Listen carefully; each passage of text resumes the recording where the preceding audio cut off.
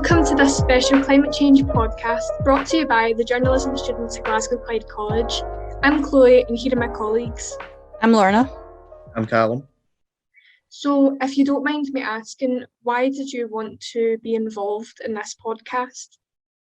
So for me personally, I was interested because I wanted to know more about what Glasgow is doing for helping battle climate change and everything like that. And also how normal people like us can actually help, and it's not just hearing about what the government's doing and feeling kind of I don't know, separate or disconnected in a way from that. So it's nice to find out about what Glasgow's doing, what different groups are within the Glasgow City and the wider area, and how we can find them and get involved and help as well.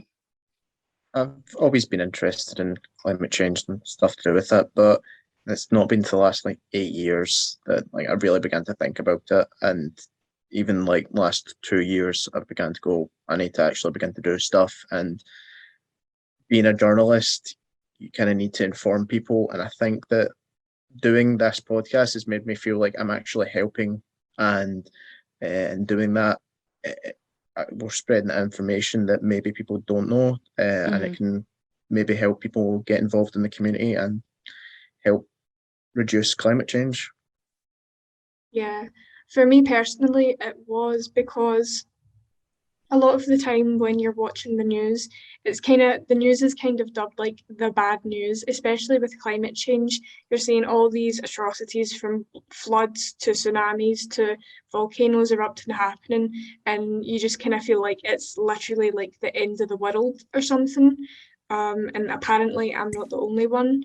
A lot of young people go through something called eco-anxiety, and I wanted to help with the podcast to not only make myself feel a bit better that Glasgow's actually doing something, but also to make other young people feel a bit better about the whole situation. Yeah, I mean, I suppose in a way, what actually really got me interested in climate change as a whole was you both know what the coral bleaching is, don't you? Where they turn white before dying off.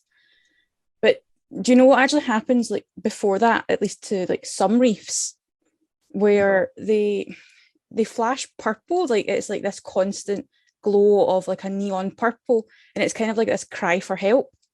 And an article recently came out in 2020 talking about this. But in 2017, I actually watched a documentary called Chasing Coral, which talks about this, and it was really sad to see just how bad things have actually gotten for our waters and our reefs and stuff like that, and to see them all just dying off and people ignoring it essentially because they just don't care. I didn't know that. That's actually quite upsetting.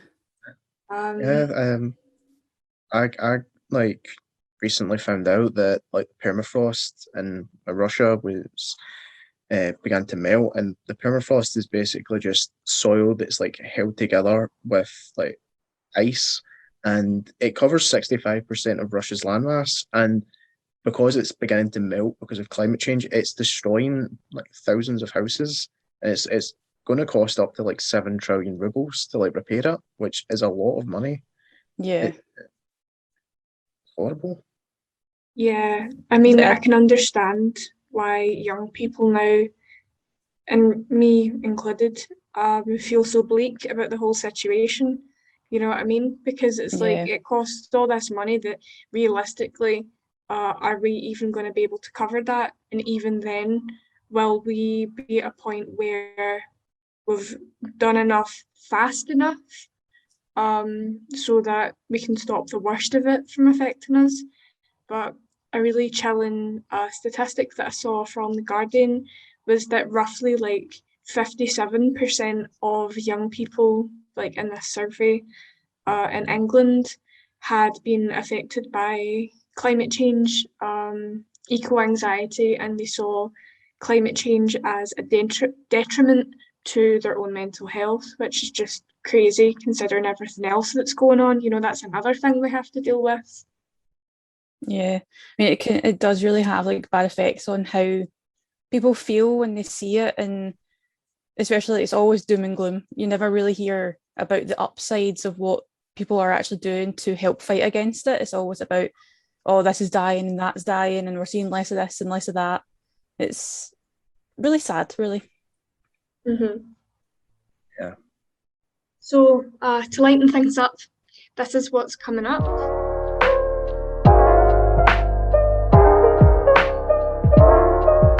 First up, we will be looking at Glasgow's answer to climate change. They've just announced a brand spanking new £30 billion plan to become a cleaner city. We'll get the lowdown on that. So Glasgow's becoming green again with the creation of a new forest, and we'll speak to a charity that converts wasteland into greenland. We'll look at the transport network in the city at the moment and let you know about the new metro system that's been announced. 150,000 people are expected to march through Glasgow on Saturday the 6th of November, which will involve many of the main climate change activists coming together in a coalition. We've spoken to the main players involved. And finally, we'll explore sustainable fashion and what it is and is it achievable. All that coming up, but first, in September this year, Glasgow City Council announced a £30 billion initiative, which is seeking investments to help fund new green projects in the area. This scheme is designed to lower Glasgow's carbon footprint, but the big question is how. We've caught up with the council's Green Economy Manager, Kit England, to find out how they plan to fight against climate change. What we're trying to do with our green print from investment is try and start to channel money into projects that will help us get to being a net zero and climate resilient city and city region. And what we realize is the projects that are in the green print are not by any means the only things that we need to do. So while what we've done in the first instance, cities in the past have just looked at what projects do we deliver directly, and and where can we get money to finance those projects from or fund those projects from. What we're doing with the green print is slightly different, which is saying the whole of Glasgow City region needs to move towards being a net zero and climate resilient. So we're thinking about our role more as stewards, and how do we make the finance flow within the city region in a way that's compatible with tackling climate change. So what we did in that responsibility, we put in projects which, as a public sector organisation, we have particular direct control over, but there are also projects in there which are not ours, they're the responsibility of other organisations. So in future we might work with organisations like SPT or Transport Scotland to include more projects in the green print. So with the Glasgow City Region Home Energy Retrofit Programme, how many homes will have clean energy by 2050? The Home Energy Retrofit Programme is not really looking at clean energy, it's looking at the kind of the need to increase the energy efficiency of homes. So what it's looking at is the way that our properties are built at the moment. Some of them haven't changed since the 1800s, and actually they weren't built at a time when we were really thinking about how do we use energy well. So the retrofit program is primarily looking at how do we make sure that we lower bills for people by increasing things like insulation or new front doors, double glazing, or those kinds of interventions. That said, a big part of that as well is that we have to be, the grid has to be completely decarbonised by 2050 as part of our broader climate ambitions. So, the underlying that need with the retrofit program to reduce the amount of energy that we need overall, the remaining amount has to be supplied by completely renewable energy by 2050. And, in Scotland, that target is earlier. It's 2045 for being kind of completely what we call net zero. But actually, the grid we've been doing a lot of the heavy lifting on electricity early in that process, and quite a lot of Scotland's electricity already comes from renewables. We've got more to do on heating, how we heat our homes and keep them warm. So I actually have a question that's similar to what Callum asked about the retrofit programme. Okay. But it's about how you're planning to lower the energy prices, since the prices are set by providers, and how you're planning to work with them to bring down these energy prices.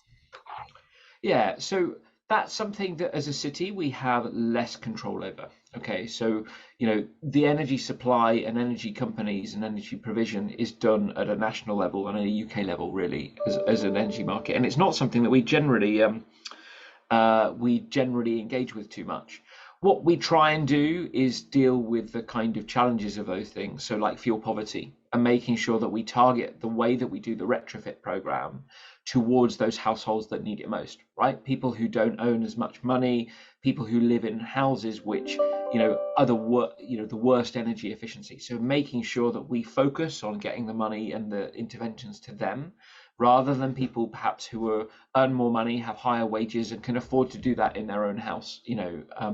So while we don't have a particular role around setting the tariffs and the cost of electricity, that's done at the UK government level, we definitely talk to them about it, right? One of the biggest challenges that we have at the moment is that a lot of the ways that at the UK level the government pays for those kinds of costs of helping people retrofit their homes is by putting taxes on energy bills.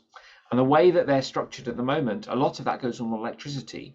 And the problem with that is that we're trying to get people to use more electricity and move away from gas. But at the moment, gas is the cheaper alternative compared to using electricity, because we're making people pay for those kind of schemes to help improve the energy efficiency of homes through electricity. Now, the government, actually, to their credit, the UK government has said that they're going to change that scheme over the next sort of few years. And that's a really, really positive step forward, because it makes all of the things that we want to do as a city much, much easier to do. So there are things where I think it's a good example where we don't have the direct control, but what our responsibility is in those situations is to make the UK government or the Scottish government, depending on where that issue, is where that responsibility lies, make them aware of what those challenges are for us, so that they understand how they can help us make that happen. And it only works, delivery of those kind of projects only works when you get the Glasgow City Council, the city region, Scottish government and UK government working together to make those kinds of solutions possible, right? So that's the role that we play on kind of tariffs and things.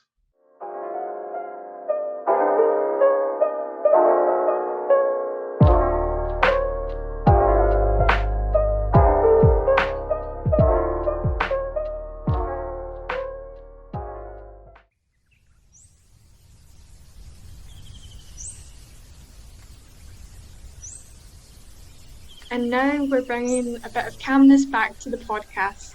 Okay, so grab yourself a cuppa, get comfy, get snuggled in. No, we're not doing podcast yoga, but we are moving on in forest. One of the projects to come out of the Green Print initiative is the creation of the Clyde Climate Forest. The aim is to plant 18 million trees in the Glasgow City region over the next decade. That's the equivalent of 17,000 football pitches of new woodlands. Here's Kit England again to tell us more about it.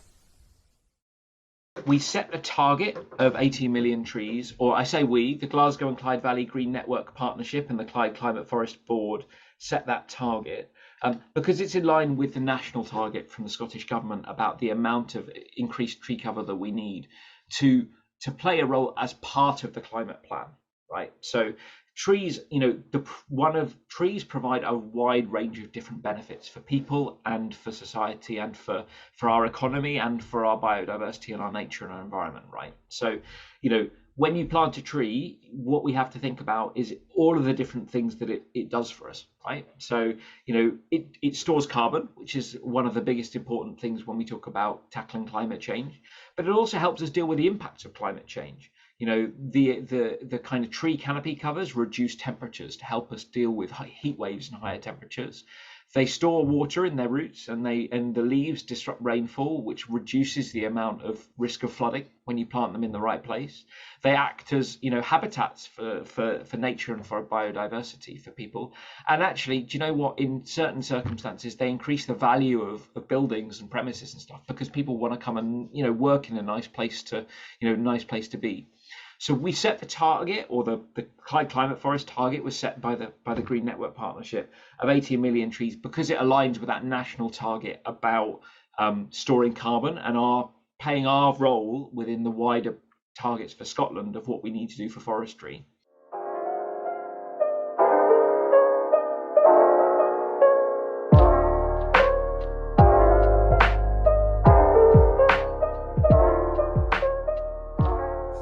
So during the pandemic, we all saw a lot of people were moving towards things like gardening and farming in a sense. It's not like people had these massive pastures out in their back garden, but they were beginning to grow like their own potatoes or carrots, whatever they wanted to.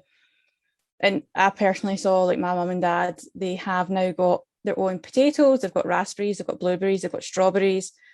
What else do they have? They've got an apple tree, they've got a plum tree. They have a lot. What about you two? Like, either of you seen anyone, know anyone, or personally taken part in like gardening or farming in a sense? Yeah, I've always been a bit interested in it, but this year we grew potatoes and we ended up having too many of them, so we had to give them away to other people. But I've known a few other people that have also began growing stuff. One of my friends from college, he began growing beetroot, and he sent me a picture, and it was massive. It was about the size of my head. Oh wow.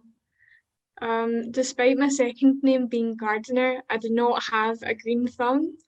I'm not very much of a let's go out to the garden to plant some veggies kind of person, although I do like plants. It's just I'm not very good at growing them. But I think online, especially during 2020 with the COVID-19 pandemic, we saw a spark of the cottagecore movement online, which inspired a lot of people to kind of get into nature, to get outside. Also dressing like they've just hopped out of Little House on the Prairie, but I won't talk about that for much longer. Yeah, we have seen like a massive move towards it, and I suppose it's helping people like mentally being stuck in the house. This way it gets them out how they want to be out, but also without risking themselves getting sick.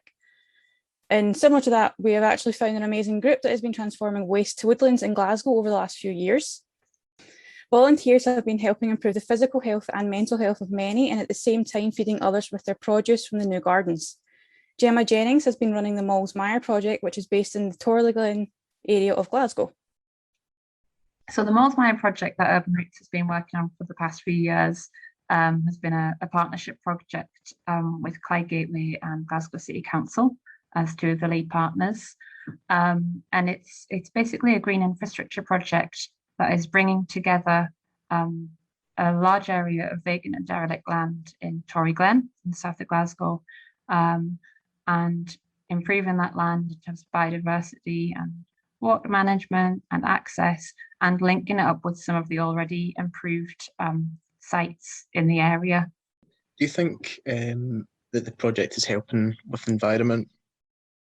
Yeah, so Urban Roots is, we're an environmental organisation and a health improvement organisation. We kind of span both of those two areas.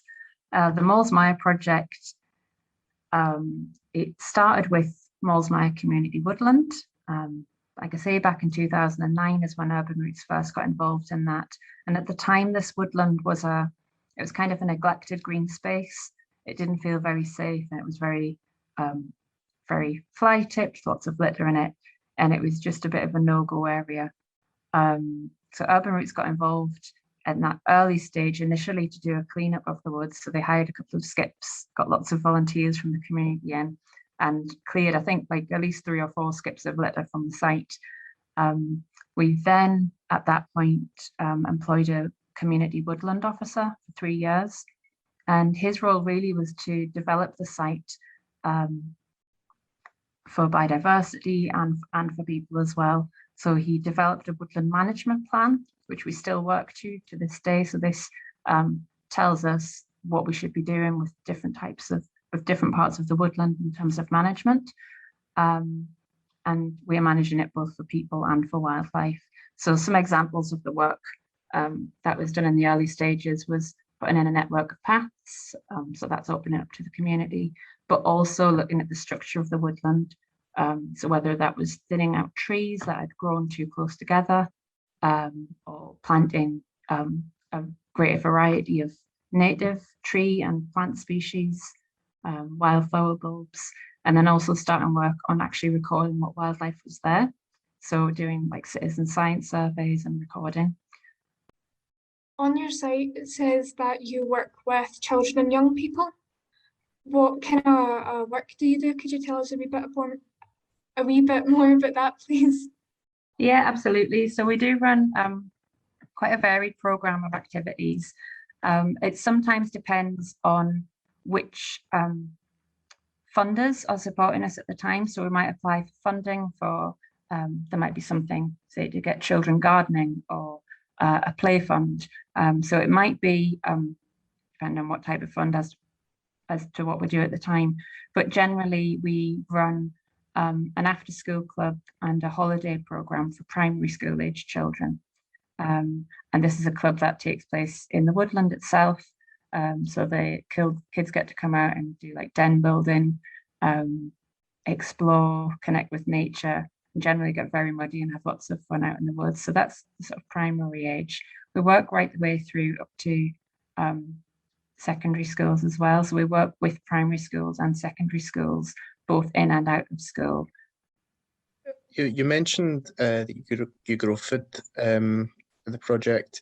Do you think this has helped the community with people that were struggling to buy foods and going to food banks? That's such an important question, Callum. So we do, we have within Mosmire, we have 2 community gardens, and what for the past 4 years 3 to 4 years that I've been involved, the bulk of the work there had been working with volunteers who would visit the site every week, and work with those volunteers to provide sessions that form a kind of social element to their lives, a point to connect with other people, as well as picking up skills in gardening and food growing. But in terms of the amount of food that was being produced with that, that's certainly not something that can make up for a lack of good food available in the community. More recently, I'm pleased to say we have been able to get our Adopt a Plot scheme running again, which is a bigger growing project, which sees, I think we have about 20 local individuals who have taken on their own raised beds at Polmady Plots Community Garden. So this is the larger of our 2 gardens there. And with that, those people can certainly, take the produce and either use it themselves or share it with their friends and families. But we're still not growing at the scale that is going to make any sort of dent in, issues around poverty and food security. We need a lot more growing across the city. I was just going to ask, how can people get involved through volunteering? Yeah, so we have a number of different opportunities for volunteers, and we welcome anybody at all. It doesn't matter if you have experience or not. We have, at the moment, we've got 2 gardening sessions in Torrey Glen every week. We also have our woodland group every Thursday. And then across the board, more generally at Urban Roots, because I'm just talking about Mosmire here, but we have projects in Castlemilk, in Govan, Pollock Shields, Priest Hill, probably a few other locations as well, but across the south side.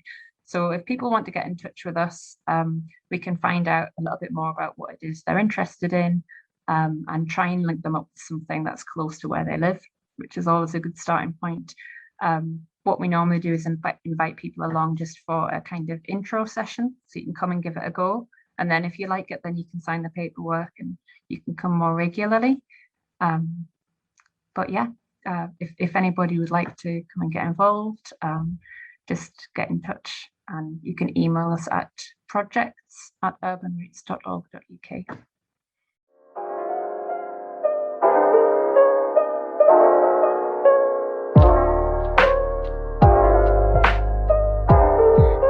You brought up previously, Chloe, climate anxiety, and you brought up about yourself. Do you want to put a little bit more detail into that?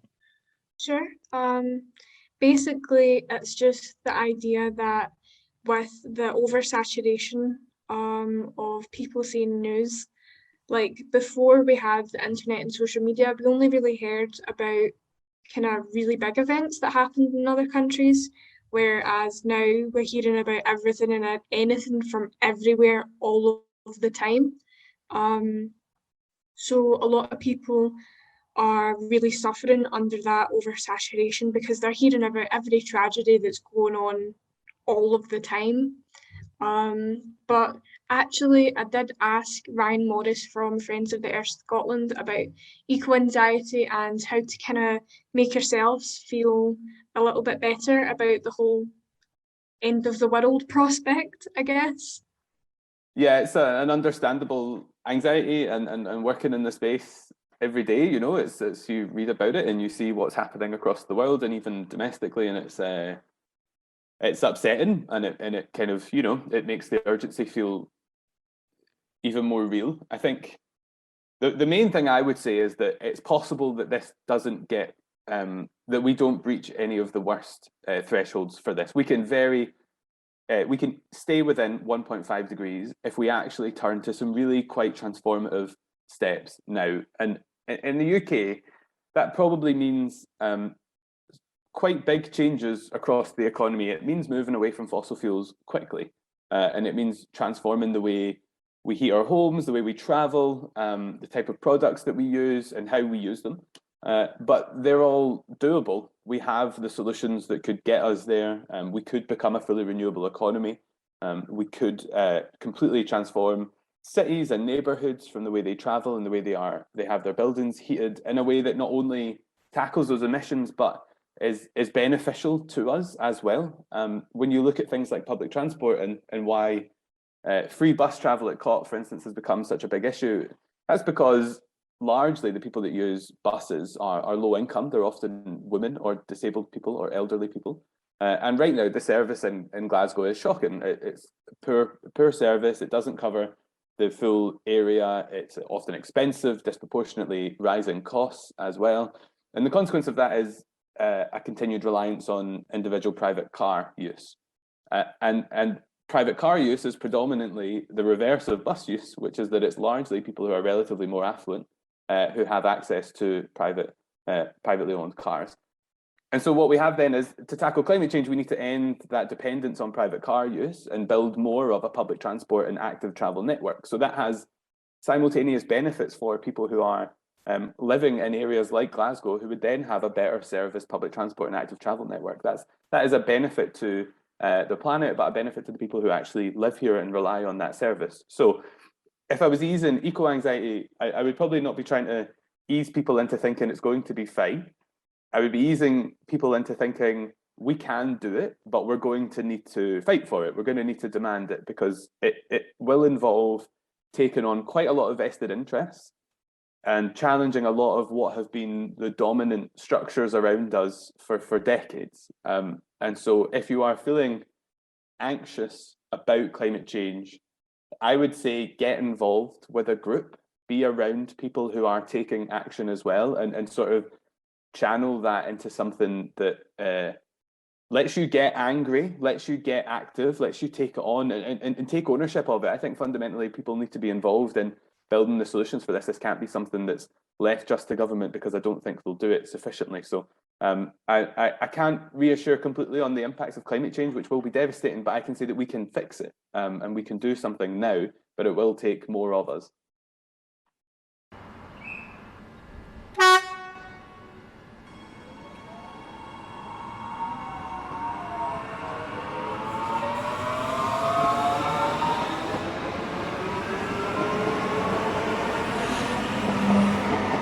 Next, something that I find very interesting, trains.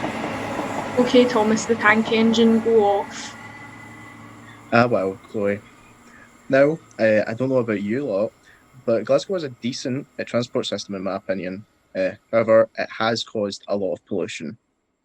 Did you know that the most polluted street in Scotland is in Glasgow? Probably not a surprise to most of you.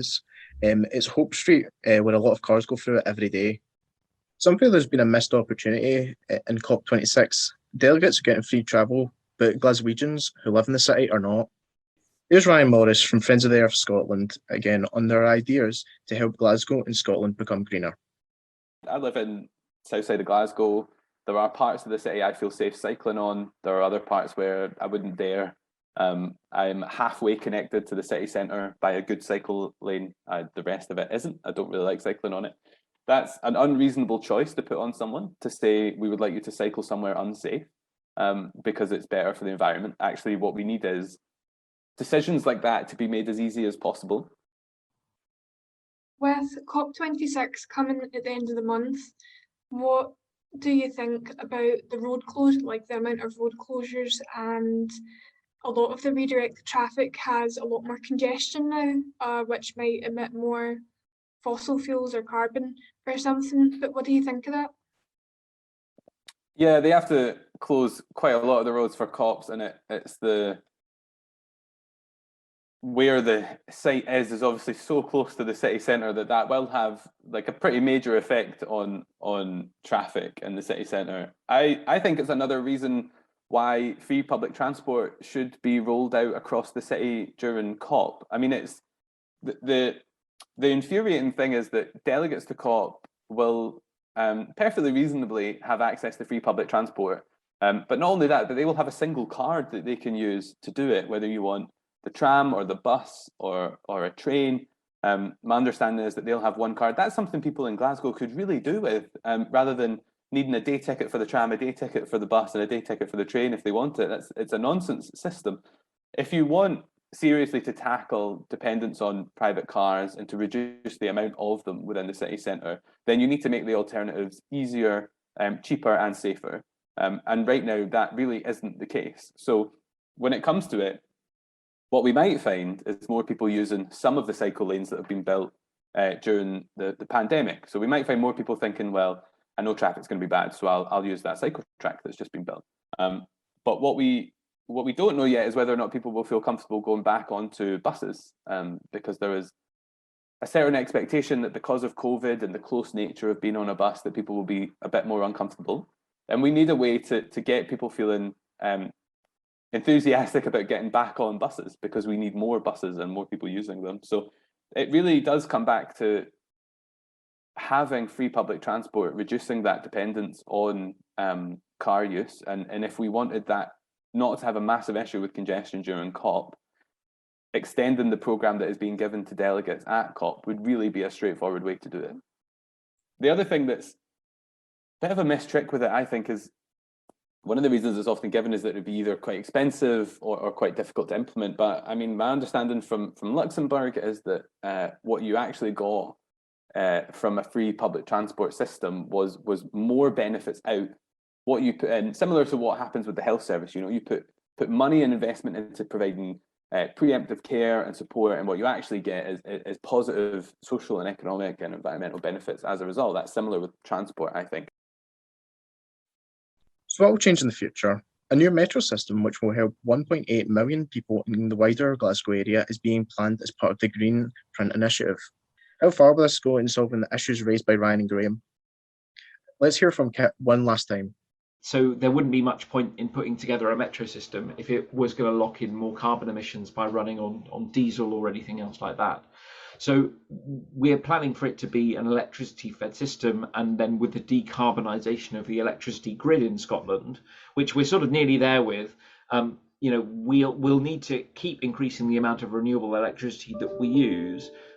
We need to keep increasing that to make sure that we can run things like the metro on electricity as well, right, and meet all of our electricity needs. But yeah, absolutely, Callum, the intention will be it'll be run on, you know, on electricity and therefore renewables as well.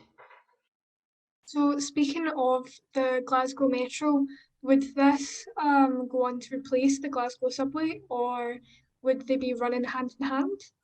Yeah, I think they'd be running more hand in hand, Chloe. I think they'd be looking more at kind of, you know, the subway covers a particular part of the city centre, and you know, it doesn't cover everywhere, but it's covering lots of really important places. So if you think about the kind of Barclays new development that's going on at the Barclays campus in Glasgow, you know, that's going to give more use to the subway stations that we've had for quite a while.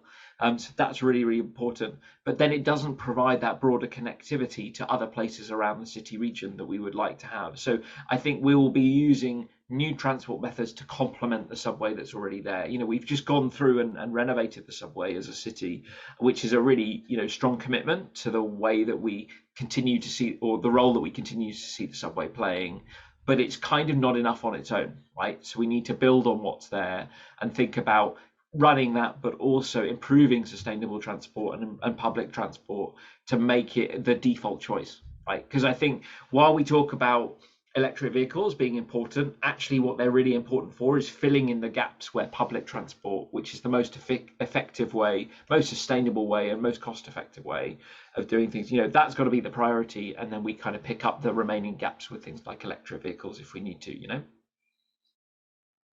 So with the changes coming to the public travel, are you also looking into ways of making like the city easier or friendlier for like cyclists to get around, or even just easier for people to cycle to Glasgow instead of taking buses or trains? So yes, this is one of those areas, Lorna, where I'll be really honest and say that I don't have the kind of level of expertise as one of our transport planners. So I think for the detail, I would kind of point you. I was about to say over there. I can't really see anyone from here, but to one of the transport planners within the city council or within one of the other 7 local authorities. But in principle, yeah, absolutely. We've been increasing the number of cycle lanes in the city. We've been looking at, as I mentioned, this kind of active travel strategy, which is thinking about how do we increase walking, wheeling, and cycling. So I think that's a priority for us going forward as well, and it's got to be seen as part of the solutions alongside those really bigger projects that I mentioned, like the subway regeneration or the light rail for the metro and things like that as well.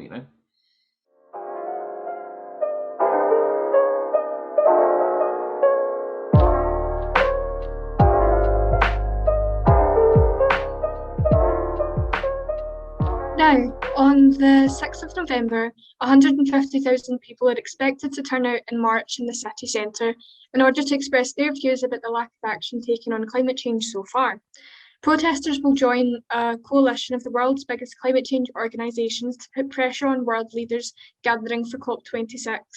The protesters feel that this could be a make-or-break conference, and that's the view shared by Ryan Morris from Friends of the Earth Scotland. Make or break would probably be a good phrase for it. That we had the Paris Agreement in 2015, which came from the COP in Paris, and there was a lot of excitement about the fact that there had been targets put in for limiting warming to 2 degrees, pursuing efforts to limit that to 1.5. And what's played out since then has been the sort of recognition and increasing awareness that actually, despite that international agreement, we're miles off. Like we're nowhere near staying within 2 degrees, and actually what most countries are putting forward takes us beyond 3, sometimes even beyond 4 degrees of warming, and those sound like very marginal differences, but the consequences of that across the world are quite immense and devastating. So the make or break part of this is because we use something called a carbon budget rather than thinking about emissions every year. So your carbon budget is essentially like looking at how much money you've got in total and saying, I've got 10 years to spend this. This is the total I can spend. And do you spend all of it in a year, or do you sort of cut it down and make sure that you're using it across the 10? And that's where we are now. Based on current emissions, we would exhaust a safe carbon budget within 5 or 6 years. And what actually needs to happen is some really radical emission cuts by 2030. So the reason this is make or break is because if we're thinking about it in that budget sense, we really have until 2030, and it's about what action is happening between now and then. And so what we often hear from politicians and some of the major emitting governments of the world is that, we're going to bring in some new technologies that clean up our industries in 10, 15 years. And the problem is that means between now and then we'll continue emitting at exceptionally high levels. And by that point, you go way beyond 2, 3, 4 degrees. So it's make or break, because this has to be the conference where countries come together and say, between now and 2030, here is what we're actually going to do and what that will mean in real terms, emissions cuts. Not looking into the future with technology, it's what can we do now with known technology, and making sure that that matches what is necessary to meet 1.5 degrees. You brought up the fossil fuels industry and switching to renewable energies. How do you propose that we can do that? Scotland's in an interestingly unique place when it comes to energy. We've had several decades of North Sea oil and gas and financial benefits from it, particularly in Aberdeen in the northeast. But we're sitting on an abundance of renewable resource. 25% of Scotland's offshore wind and tidal capacity, 25% of Europe's offshore wind and tidal capacity, I should say, is in Scotland, for instance. That's a huge resource that could set Scotland up and the UK up very well. So what we need to do at this point is we've shifted a lot of our electricity consumption to renewables. So we've had really quite good progress there. We're at around about 100% of electricity that we use being renewable. But the harder part is energy more broadly, and that's essentially the difference between that electricity and that energy is gas. Gas in your homes, petrol in your cars, petrol in buses and trains and all the rest of it, and also what we use for some industrial processes and plastic production at key sites like Grangemouth and others. So what we need to do is, those are the big sectors, those are the challenges where infrastructure change is needed. This isn't just switching of energy supply. We need to move away from gas boilers in homes towards heat networks, proper retrofits of homes to make them energy efficient, and heat pumps where we can. And when it comes to transport, it's reducing the number of cars on the road, increasing the availability of fossil-free buses and trains, and also making active travel as easy and safe as possible for people.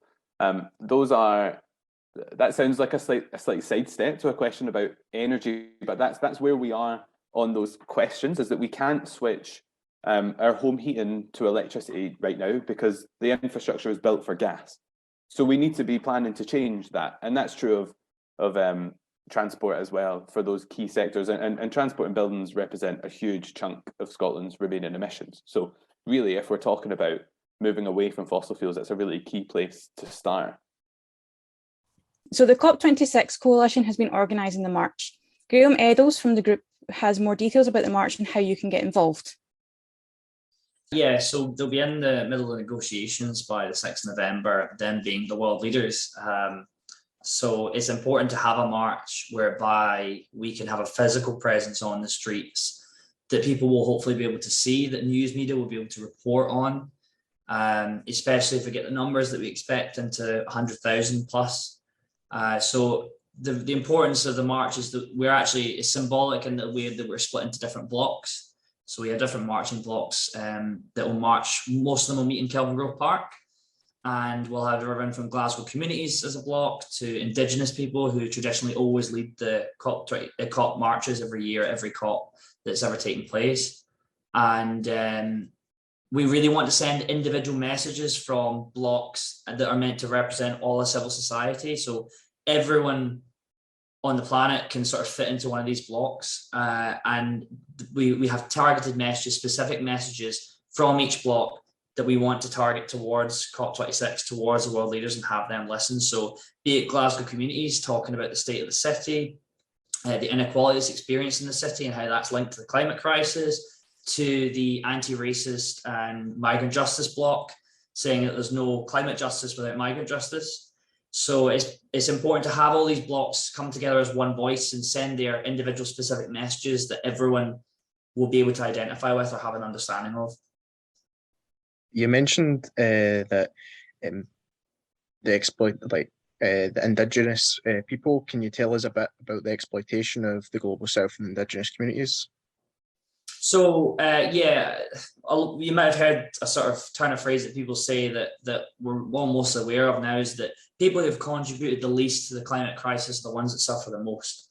Non-industrialized nations that haven't been pillaging Earth's resources to ever grow and grow and grow off the back of capitalistic models. These countries are the ones that are suffering right now and have been suffering for decades. This is one of the things that people forget. You know, we are slowly starting to experience maybe 1% of what the Global South has experienced for decades already and has been screaming about for decades already, and we haven't listened. Meanwhile, we turn up and we exploit their lands, their natural resources for our gains, and extract as much wealth out of these countries, out of these people as we can, and benefit from it, and leave them with nothing behind. And they've been saying for long enough that enough is enough, and they don't need our help. They just need us to stand with them and support them and have a grassroots movements in global north and industrialized countries that say, we agree enough is enough. We stand with you in solidarity and we support your cause, and we acknowledge it's on us to call on our own governments to stop this these extractive practices. And for more information, log on to COP26coalition.org.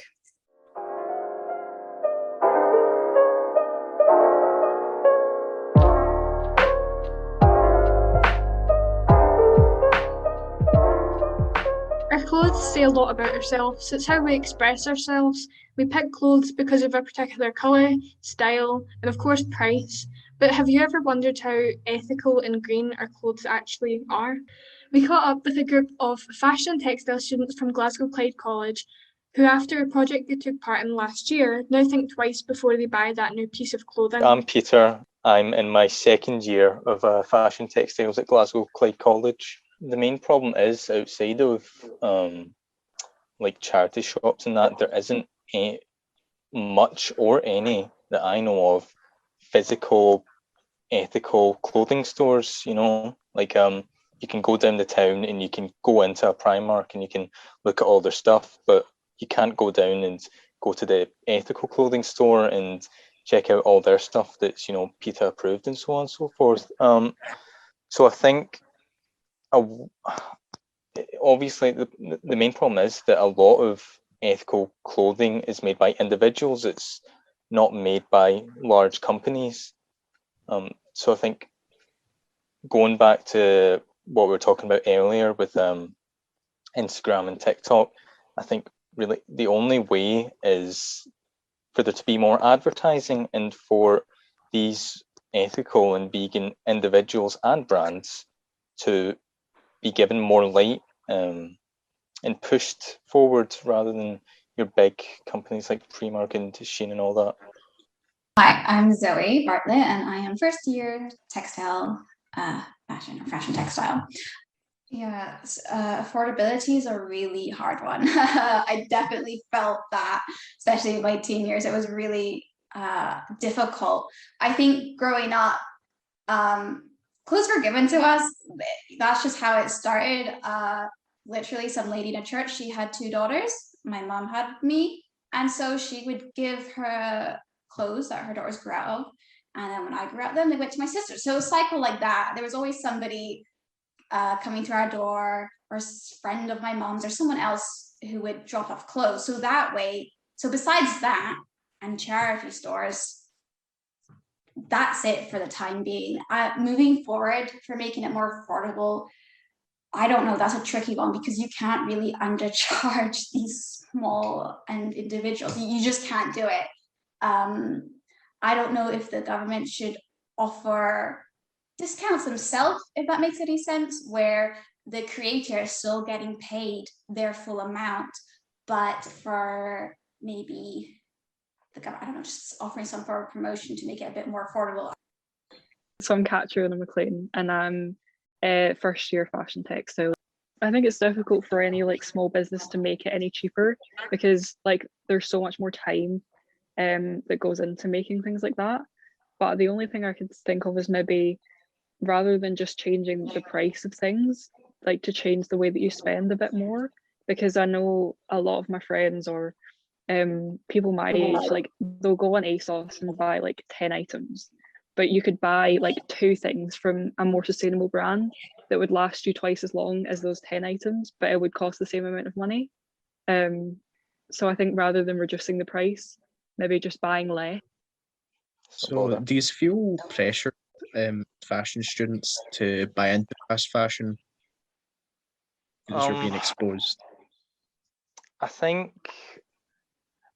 personally I'd say no. I think the only time I'm ever kind of feel pressured into buying fast fashion or unethical fabrics online and things like that is if I've not planned ahead, because oftentimes I'll be working on my fashion folio and I'll forget that I've had to get something like a particular fabric or something like that, I'll kind of freak out. And the easiest way to get something's always going to be from a store online that may or may not be particularly ethical.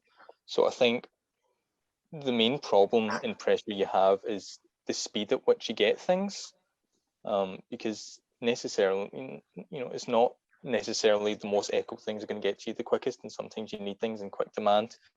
But I think as long as you plan ahead, kind of have an idea of what you need and order in advance, there shouldn't be too much pressure on you.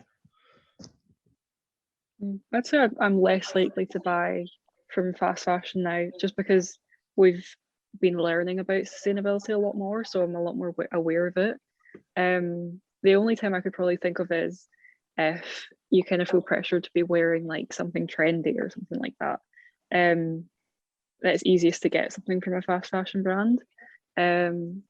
But I think a lot of the time you feel comfortable to just wear whatever you like, because a lot of the time everyone just wears their own kind of style and nobody really judges you for it. But yeah, I think that's the only time I could think of is if you were looking for something trendy to wear. But Yeah, I do agree with that. That'd probably be the only thing, but otherwise, no, I don't think there is too much pressure. And if I'm making something, I do have like a pile where I keep fabrics or clothes that I want to use in my project, or that even if I don't know what I'm going to use them for, I just know they're for practice samples and things like that. So I already have a large collection of that. So for the most part, when I have to suddenly make something, or need more yarn, or they're like sew something on a shirt, I have that. And normally then I have enough time then to discuss what I actually want to make, and then we'll get it in time. So yeah.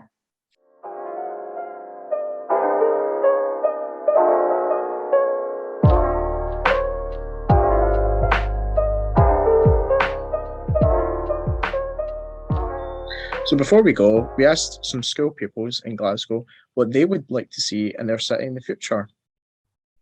Hi, my name is Michael. I am 16. I'm from St.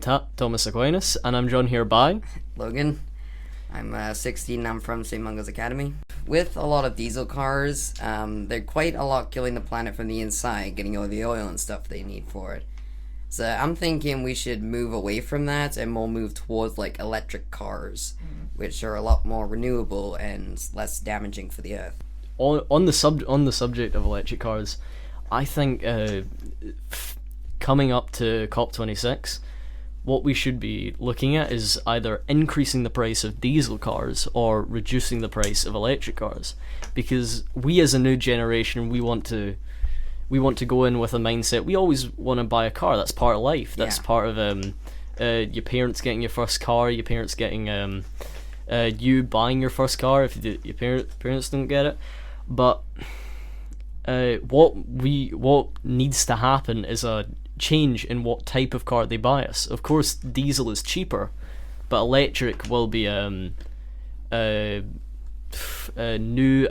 environmentally friendly. Yeah. My name is Elizabeth, and I go to St. Roch's. It might be expensive, like some people might not want to get electric cars, which I guess also has its pros and cons, because they could result to walking, which also could help climate change, and they could also use bikes. And honestly, when I start driving, I wouldn't want to spend too much money on my car, because I feel like that would also go out of my wages already, and like as a worker, depending on my job, it might be quite hard, and like it might be hard on families especially, because they have to like buy monthly groceries and essentials in order for them to survive.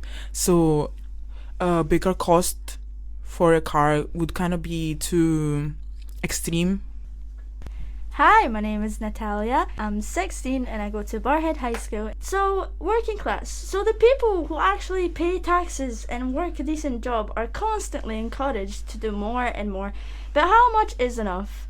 Will it ever be enough? My generation understands the issue. They are aware that this is happening all over the globe. They're aware of the melting ice in the Arctic and how it releases toxins into the atmosphere that are dangerous for us as well as the environment.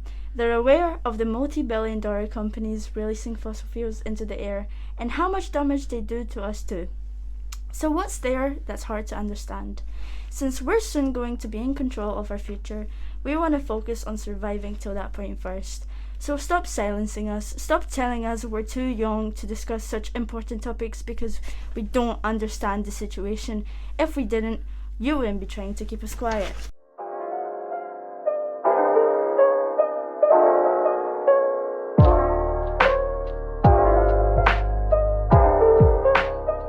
Alright, so you've heard from our guests and you've probably finished that cuppa that you picked up earlier and probably need to stretch your legs a bit. So for now, we'll end it here. But of course, all eyes will be upon COP26 to see what the world leaders are actually going to do rather than just pass this issue off to the side as they have done before. Hopefully we'll be back for a Christmas edition, but for now we'll continue to hold politicians and councils to account. May also be back for a yoga edition. And a Christmas edition. Of course. Those Christmas jingles. Dressed up as Santa's elves. Oh, the audio now will be a mess. You hear all the jingling?